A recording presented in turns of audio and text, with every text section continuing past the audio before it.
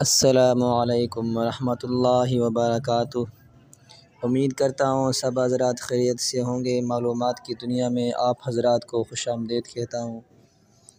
Video میں آگے بڑھنے سے پہلے آپ حضرات سے گزارش ہے کہ اگر آپ نے ابھی تک میرے یوٹیوب چینل کو سبسکرائب نہیں کیا تو جلدی سے جا کے سبسکرائب کریں اور بڑھتے ہیں ہم اپنی ویڈیو کی طرف۔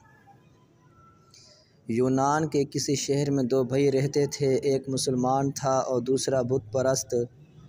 مسلمان صبح اٹھ کر نماز پڑھتا تھا جبکہ دوسرا بھائی بت کے سامنے جھک کر اپنی عبادت کرتا تھا۔ مسلمان کو اس کی اس عادت پر بہت غصہ آتا تھا اور وہ غصے میں پاؤں سے جوتا اتار کر بت کے سر میں مارتا تھا اور گھر سے باہر نکل جاتا تھا۔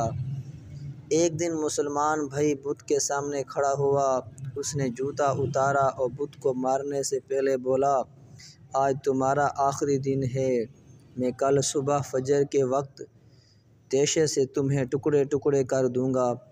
اس نے یہ کہا اور وہاں سے چلا گیا۔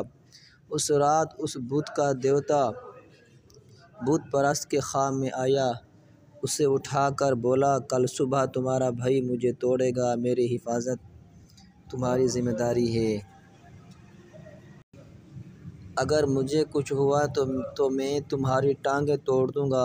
بت پرست نے دیوتا کے سامنے ہاتھ باندھے اور عرض کیا، جناب میں تو آپ کا ماننے والا ہوں، میں روز آپ کی عبادت کرتا ہوں، آپ نے اگر ٹانگیں توڑنی ہے تو آپ اس کی توڑیں جو روز آپ کو جوتے مارتا ہے۔ آپ مجھے کیوں دھمکیاں دے رہے ہیں؟ دیوتا نے یہ دلیل سنی، تھوڑی دیر سوچا اور